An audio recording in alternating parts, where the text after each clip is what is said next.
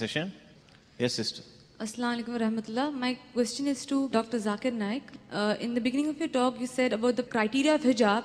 The very first point is clothing must cover the entire body, and it doesn't consist of the face and the hand till the wrist can or cannot be covered. Please clarify. Sister asked a question that when I mentioned the criteria for hijab, and I always do in my talk the 6 criteria, and I mentioned that the first criteria is for the woman, the complete body should be covered except the face and the hands up to the wrist. Many scholars say this should be covered. That's what I say in my talk. Now the question she's asking me that which is right, should the entire body be covered or the face and hands can be seen? This is a question which has troubled many scholars and sages. And we as Muslim sister should follow Quran and the Sunnah. There is not a single verse in the complete Quran, nor is there a single hadith, a sahih hadith, in any of the hadith of the Prophet which says that the face should be covered. I am aware that there are many scholars have written books that face should be covered. There are many scholars have written that the face can be open. So in the criteria of the extent for the woman, according to my study, the complete body should be covered except the face and the hands up to the wrist. And this has even been told by Sheikh Nasruddin Albani.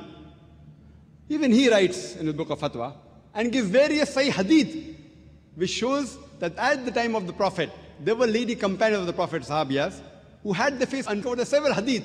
For example, Hazrat Bilal, may Allah be pleased with him, when there was a collection and there was a lady who took out jewelry, and it was said that she was a black lady. There's another hadith when the companion said that if you want to see a woman who has been promised paradise, look at that woman. How could you recognize the woman unless you had seen her face? And if you see my answer I've given in the Islamic voice, there are various sahih hadith which show that at the time of the Prophet, there were lady companions who did show their faces. And this is also mentioned by Sheikh Nasruddin Albani, but I'm also aware that the other great scholars, like Sheikh bin Baz and Sheikh Utaymi, who say that the face should be covered. But any authentic scholars, any Salaf scholars, what they say, that any lady who covers the face should not rebuke at those ladies who don't cover their face.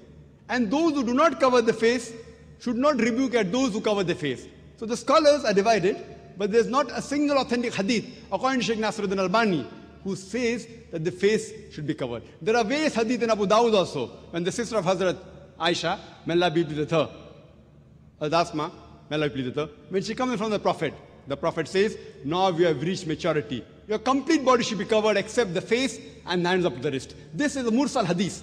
But according to Sheikh Nasruddin Albani, he supports it with sahih hadith and says, this hadith which is mursal becomes a sahih. So he gives various sahih hadith which say that if a woman wants to expose the face, she can. So covering the face is not a fard. It is mustahab. If someone covers the face, a woman, alhamdulillah, summa alhamdulillah, it is good.